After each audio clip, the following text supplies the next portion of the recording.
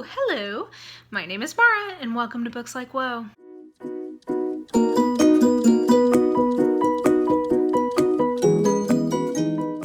So, you guys are seeing this on July 2nd, which is the exact midpoint of a year. They're the same number of days before and after that date. So, I feel like I've seen a lot of these tags already, but I feel like I saved this for the actual mid-year, so I am not late to the party. I am exactly on time.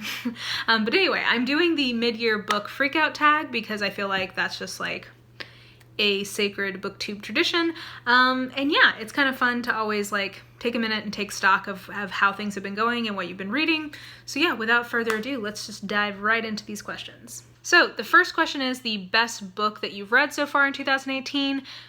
I have only read one 5-star book so far, so I've read 113 new books so far this year, and the only one that I gave 5 stars to is Ayiti by Roxane Gay.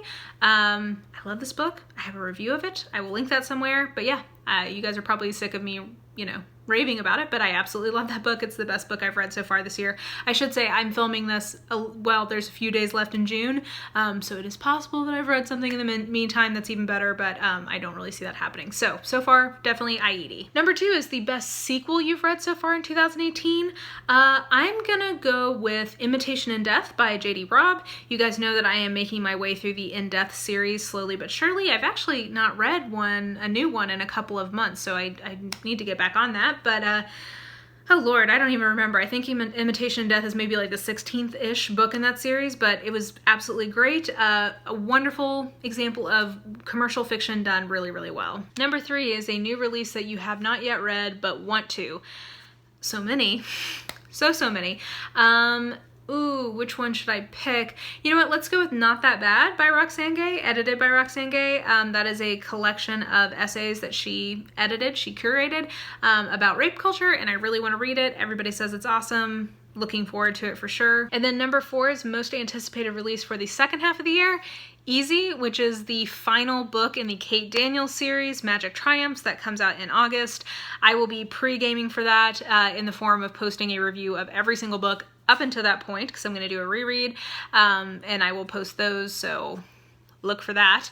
But I am so excited. I mean, of course I'm sad that the series is ending, but like, I think I appreciate authors who understand that if things go too long, things can start to get bad, and these guys so clearly have an end game in mind and like have been building up to an arc, and like it's just, I'm very excited to see how the story all comes together. Biggest disappointment is the 5th question, and that's kind of a hard one because I have read several very disappointing books.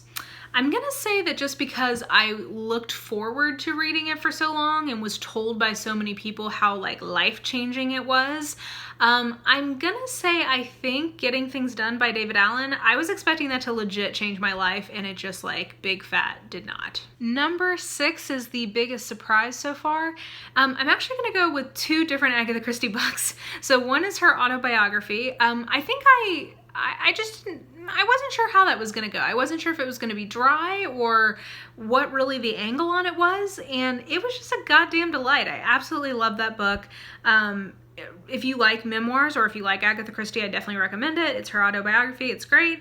And then second, I think I would probably say Curtain, which I just finished a couple of days ago, and it's the final book in the Poirot series, and I think I was just surprised at how moved I was by it. It's not her best book, but I really enjoyed it and had a very strong response to it. So I'll say those were my biggest surprises so far. Number 7 is favorite new author debut or new to you. And let's go with 2, both of whom are new to me, not new in general. First being Simone St. James. I absolutely adored The Broken Girls. It was so good. Just a really great mystery that incorporated some supernatural elements in a way that I thought was really effective. And I am very excited to dive into her backlist. I've been slowly kind of acquiring some of the books, and I'm really just excited to get more from her. And then the other one is Penny Reid, who I have a lot of her books in my TBR just because whenever they've been like free or like 99 cents, I've picked them up just because I'd gotten so many recommendations for her over the years. And yeah, she's not perfect, but like I think as like a solid contemporary romance author who writes very sort of like crackalicious books, and has a lot of heroines with some like neural diversity in terms of just like seeming to be potentially on the spectrum. Yeah, I've enjoyed reading some of her backlist and like making my way through that. Okay, number 8 is newest fictional crush. I'm not like a huge shipper, I don't think. You know what? Let's see here. Who are some ship-worthy people I've read this year? You know what, I'll say Adwin from the Witchlands series. He is very like mysterious and like slightly broken inside, and you know, I'm trained to find that intriguing. So he's really good. And then I think my favorite, like just in terms of my favorite romance so far this year, was The Ones Who Got Away.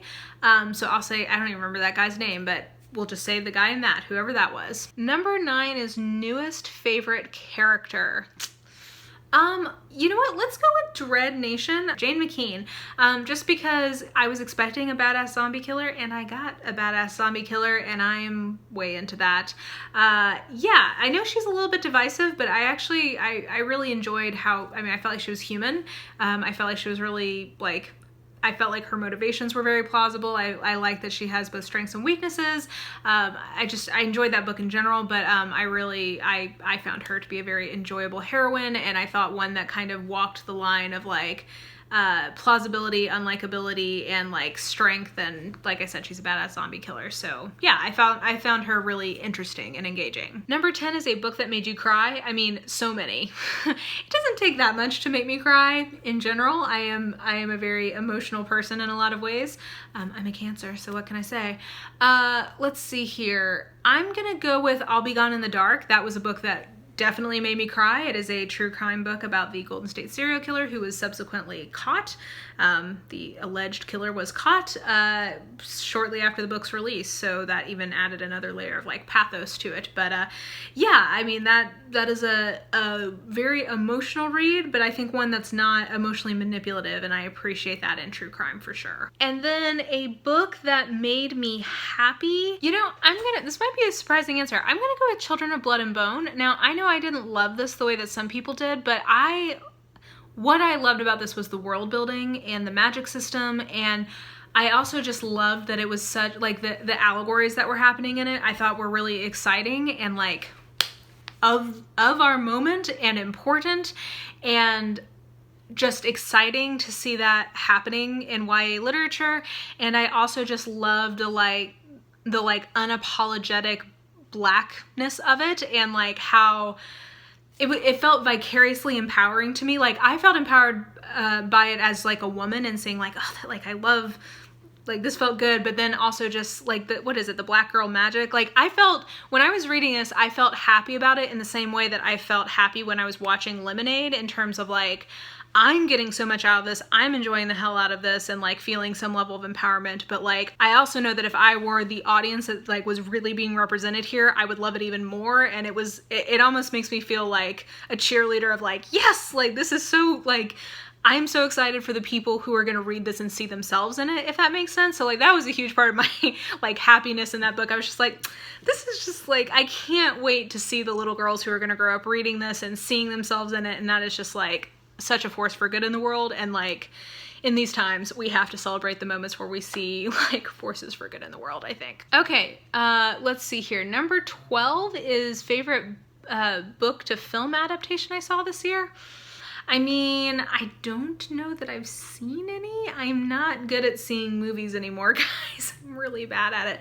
It's just so fucking expensive that it's hard for me to justify doing that, as opposed to like waiting till it comes out. If I really want to see it, I'll rent it. Like, I don't even know. Like, I literally don't think I've seen any, so I guess I just don't have an answer to this question. Sorry. Okay, and then let's see. Number 13 is favorite video I've done so far this year. You know, one thing that I try to do is on my channel is, if I'm not proud of it, I won't put it up. So in theory, if it's made it up on my channel, either I think it may not be like my best video, but I feel like it's useful in some way, so I will put it up for that reason, or it's because I'm proud of it. I think I'm gonna say that I really was proud of my things that I love about BookTube video, just because I felt like it was positive and like started a good conversation with people. Like, I enjoyed the feedback I got in that video. So I think that one, or maybe my ethics of being a mystery reader video, even though, like, even as when I watched it back, I was like, I don't even know if I totally agree with what I'm saying, but I felt like it was an interesting conversation. I enjoyed some of the conversation that I had in the comments on that one. So I felt like it was something a little bit different from what usually happens on BookTube. So I was proud of that in the sense of, like, hopefully starting a different conversation, even if it wasn't a perfect conversation, if that makes sense. Okay, number 14 is the most beautiful book you've bought so far this year or received. Well, I mean, I love my Penguin cloth bound editions. Like, I think they're so beautiful, and like, I'm collecting them, so clearly I love those. But if I had to pick just one, I think the coolest, most beautiful book design I've seen so far this year is The Hazel Wood by Melissa Albert. I know this wasn't a book for everyone, but I absolutely love this book, and I'm so glad that I have it as an object, just because, like, it's got that foiled thing happening and it's beautiful, and I think that this is just an absolutely beautiful object. And then number 15 is, what books do I need to read by the end of the year? I mean, I don't have to read anything. Let's see. I mean, I have a lot of arcs that I need to get to. You know, sorry, I've got my journal here that I'm reaching for, so I can list to you the books that at the beginning of the year I said that I wanted to read. And we'll just say that. So, Magic Triumphs by Ilona Andrews. All three Nalini Singh Side Changeling books that I've not yet read. The Moonstone by Wilkie Collins. That is a book that I read half of and never actually finished, and need to finish, like, read and finish, because I really like Wilkie Collins and I was enjoying it. So I put that on the list. Not That Bad by Roxane Gay. How to Be Safe by Tom McAllister. Feel Free by Zadie Smith. I still have not read that and I really need to. Housekeeping by Marilyn Robinson. Of Mice and Men by John Steinbeck. Six of Crows by Leigh Bardugo. Dr. Olaf von Schuyler's Brain by somebody whose name I can't read here. Cold Comfort Farm by Stella Gibbons. The Decline and Fall of the British Aristocracy by David Carradine. Becoming Wise by Krista Tippett. The Web of Life by Friedhof Capra. Sleeping Beauties by Stephen King and Owen King. When I Was a Child, I Read Books by Marilyn Robinson. Vicious by V.E. Schwab, which I'm halfway through right now. Stiletto by Daniel O'Malley. And then buddy reads I have going on right now would be Lies of Loch Lamora by Scott Lynch. And then I'm buddy reading The Passage by Justin Cronin. So all of those in theory are books that I will get read this year, plus all the arcs. It's a lot. Sometimes I think I create problems for myself that I don't need to, but whatever, that's a side note. So those in theory are the books that I need to read before the end of the year. And I think that is my mid-year book freakout tag. If you have not yet done this tag, you definitely should. It is not too late. Feel free to do it when you are ready to do it. Yeah, I really enjoy watching these from other people, so hopefully you guys have enjoyed my version of it. And considering that the light is almost gone, I think it's time for me to call it a day. If you enjoyed this video, please like, subscribe, follow me on the social medias if you are so inclined. I have all that information listed in the description box below, and I think that will do it. I hope you guys are having a really lovely day, and I will just talk to you soon. Bye!